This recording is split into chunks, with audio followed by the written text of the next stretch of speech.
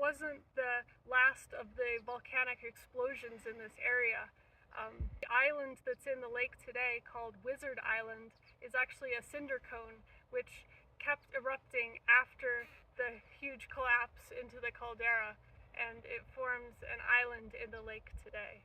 Wizard Island is a cinder cone volcano that erupted slightly after the main crater lake was formed by a huge volcanic eruption. Behind me there's a 160-foot tall rock island sticking out of the lake.